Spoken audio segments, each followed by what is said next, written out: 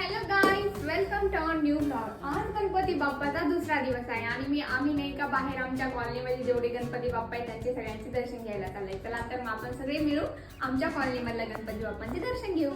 चला तर मग निघूया. मी चालली आहे गणपती बाप्पाचं दर्शन घ्यायला.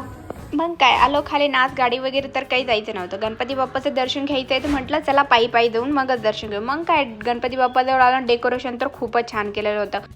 खाली ग्रीन मॅट आणि वरती व्हाईट फुलं, त्यानंतर ते कॉम्बिनेशन खूपच छान वाटत होतं. मग मी इथं दर्शन वगैरे घेतलं. सतीशनं पण दर्शन वगैरे घेतलं आणि आम्हाला तर कॉलनीमधले सगळे गणपती बाप्पा दर्शन घ्यायचं होतं. मग काय निघालो पुढचे गणपती बाप्पा बघायला. इथं आल्यानंतर इथं तर महाकालची थीम होती, ती तर खूपच छान वाटत होती. आणि बाहेर तर शिवाजी महाराजांची मूर्ती लावली, त्यानंतर त्या डेकोरेशनला अजूनच जास्त शोभा आली होती. मग आम्ही मध्ये जाऊन दर्शन वगैरे घेतलं आणि निघालो पुढचे गणपती बाप्पाचं दर्शन घेण्यासाठी. आणि इथं ना पूर्ण महालासारखी थीम होती आणि इथं नाही का दगडूशेठचे बाप्पा होते, त्यांचे विराजमान केलं होते, तर खूपच छान वाटत होते. मग काय मी बाप्पाचं दर्शन वगैरे घेतलं आणि सतीशनं पण दर्शन घेतलं. मग आम्ही निघालो पुढचे गणपती बाप्पा बघण्यासाठी. आणि पुढचे जे गणपती बाप्पा होते ते आमच्या कॉलनीच्या कॉर्नरवरचे. इथली पण थीम खूपच छान आहे. बाहेरच महादेवाची मूर्ती आहे, ती पण खूपच सुंदर आहे. मग काय सगळं बाप्पाचं दर्शन वगैरे घेतलं आणि निघालो घरी परत येण्यासाठी. असे होते आमच्या कॉलनीमधले गणपती बाप्पा. माझा हा ब्लॉग आवडला असेल लाईक करा, शेअर करा, सबस्क्राईब करा. Bye bye.